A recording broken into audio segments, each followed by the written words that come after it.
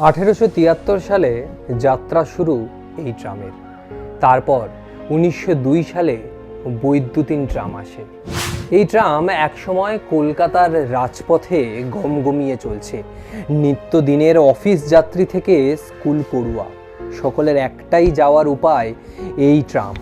কিন্তু বর্তমান সময়ে কোথাও গিয়ে যেন শুধুমাত্র ইতিহাসের পাতায় এই ট্রাম, যে ট্রাম স্বাধীনতা সংগ্রামের সাথে যুক্ত, যে ট্রাম দেশ স্বাধীন হওয়ার সাথে যুক্ত, সেই ট্রাম কোথাও গিয়ে ইতিহাসের পাতায় ঠাঁই পেয়ে গেছে।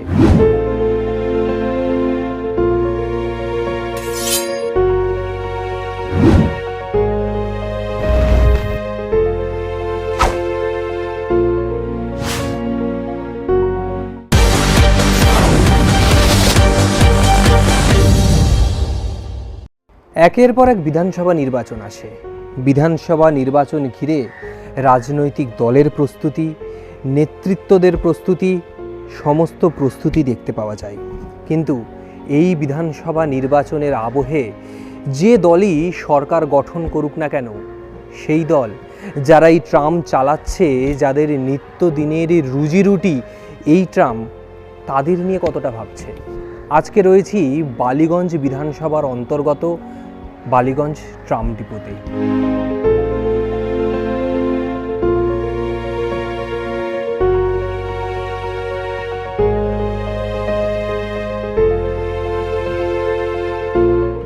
এই ট্রাম ডিপো একসময় গমগমিয়ে চলতো।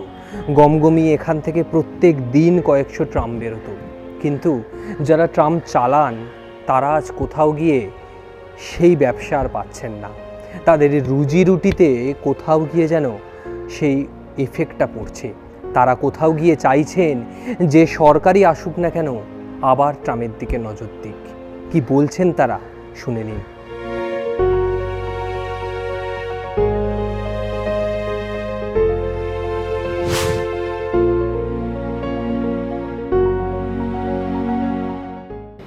বর্তমানে গড়িয়াহাটে এখন ট্রাম চলছে মাত্র 7টা, মানে সকালে 7টা, বিকেলে 7টা, 14টা, 24 ঘন্টা 14টা ট্রাম চলছে। কারণ দীর্ঘদিন দেখুন ট্রামের অবস্থা এখন খুবই খারাপ। খুবই খারাপ বলতে কি, আমি যখন ঢুকেছিলাম তখন চলতো 340, 350, 330। 2011-র পর থেকে ট্রামের পরিসংখ্যা কমে যাচ্ছে, প্রচুর কমে গেছে। আস্তে আস্তে আস্তে আস্তে কমে গেল, রুট উঠে গেল। তারপরে লাস্ট টালিগঞ্জ, বিগত 2 বছর আগে টালিগঞ্জ বালিগঞ্জ চলতো, সেটাও উঠে গেল। এখন দুটো রুট রয়েছে। একটা রুট হচ্ছে আপনার গড়িয়াহাট ধর্মতলা, আর একটা আছে ধর্মতলা টু শ্যামবাজার। এই দুটো রুটে টোটাল 7খানা ট্রাম চলছে, সকালে 7টা, বিকেলে 7টা, কখনো 8টা হয় পজিশন। এবং দীর্ঘদিন স্টাফ তো কমে যাচ্ছে, যত দিন আসছে তত স্টাফ কমে যাচ্ছে। এ মাসে 4 জন রিটায়ারমেন্ট, এরপরে তো কোনো রিক্রুটমেন্ট নেই। অতএব ট্রামটাকে চালাবে কারা?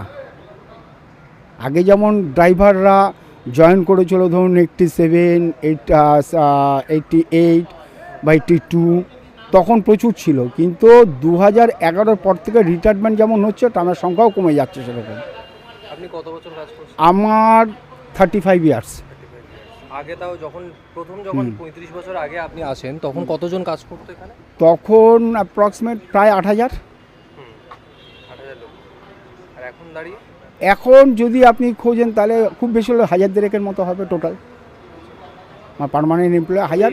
হ্যাঁ, অ্যাপ্রক্সিমেট, আমি কিন্তু সঠিক বলতে পারছি না, মোটামুটি বালিগঞ্জ না, টোটাল ট্রাম কোম্পানিতে পার্মানেন্ট।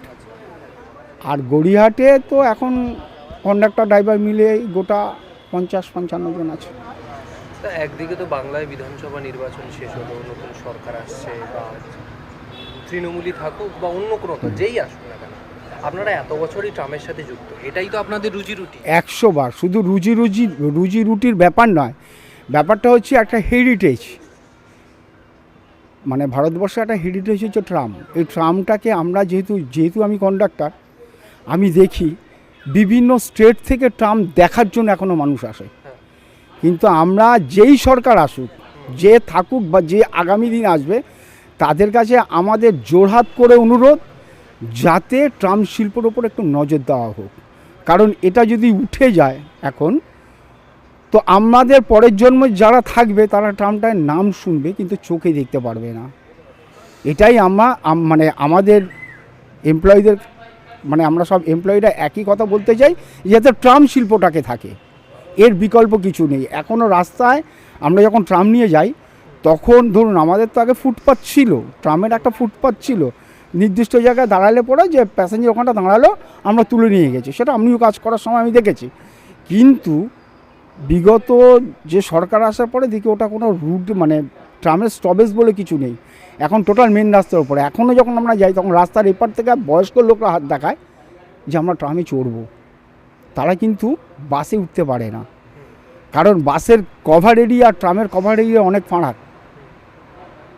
তারা উঠতে পারে না। তাদের জন্য আমাদের এখনও কষ্ট হয় যে যদি আজকে ট্রামের স্টপেজের উপরে যদি একটা ফুটপাথ থাকতো, তাহলে পেসফুলভাবে বাচ্চা বয়স্ক প্রত্যেকেই যাতে ওই ফুটপাথের উপর দাঁড়িয়ে ট্রামের জন্য অপেক্ষা করে, এটা আমরাও চাই। কিন্তু যে সরকার এসছে তার আগের সরকারে, এই সরকারের দোষ দিয়েও কিছু লাভ নেই, এর আগের সরকারও থেকে আস্তে আস্তে দেখি ট্রামটাকে অবনতির পথে এগিয়ে গেছে।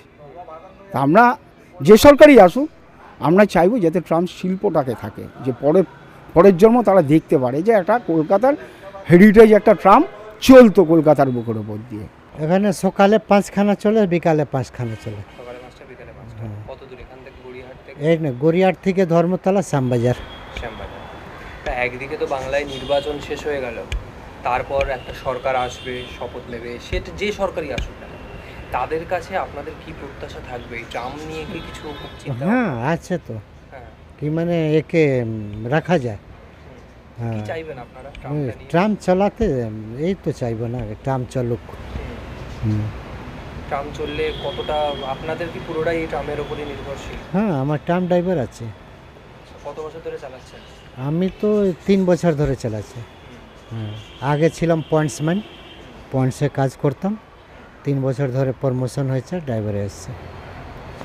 সরকার মনে হয় যে সরকার আসুক ট্রামের দিকে কি এখন নজর দিচ্ছে মনে হচ্ছে? আসুক, তারপরে তো বোঝা যাবে না। এর আগে যারা ছিল এর আগে যা ছিল সে নজর দেয়নি। নজর দেয়নি, নাহলে এরকমও আস্থা থাকতো না। আমাদের 7খানা ডিপো ছিল, 7খানার মধ্যে 6খানা বন্ধ হয়ে গেছে, এই একটা চলছে। বালিগঞ্জ ট্রাম ডিপোর যারা ট্রাম চালান তাদের সঙ্গে কথা বললাম। এই পুরনো দিনের ব্রিটিশ আমলের এই ঐতিহ্য আজকে এই বালিগঞ্জ ট্রাম ডিপোতেই গিয়ে কোথাও যেন তার শেষ গন্তব্যের ইতিটা টেনেছে। এই যে টিকিট দেখছেন, একসময় এই টিকিট নিয়েই নিত্যদিনের যাত্রীরা যাওয়া আসা করতেন। এই ধরনের বহু টিকিট চারিদিকে দেখতে পাওয়া যাবে এই ট্রাম ডিপো এলাকায়। এই সমস্ত পুরনো ট্রাম কোথাও গিয়ে একপারে এসি ট্রাম, একপারে এই পুরনো দিনের ইতিহাস ঐতিহ্যের পাতা, কোথাও গিয়ে যেন চাপা পড়ে যাচ্ছে আজকের নতুন সময়ের এই অত্যাধুনিক সময় দাঁড়িয়ে, যেখানে দাঁড়িয়ে রাজনৈতিক দলগুলি আজকে নিজেদের প্রচার নিয়ে ব্যস্ত, নিজেদের ক্ষমতা নিয়ে ব্যস্ত, ক্ষমতা ধরে রাখা নিয়ে ব্যস্ত। সেখানে কোথাও গিয়ে যারা ট্রাম ডিপোতে কাজ করছেন, যারা ট্রাম চালান, তাদের ওপর গিয়ে কোথাও সেই আলোটা পড়ছে না। তারা কেমন আছে কেউ খোঁজ নিচ্ছে না। আজকে কথা বললাম তাদের সঙ্গেই। ক্যামেরায় সুব্রতর সঙ্গে রিক, আর প্লাস নিউজ, বালিগঞ্জ।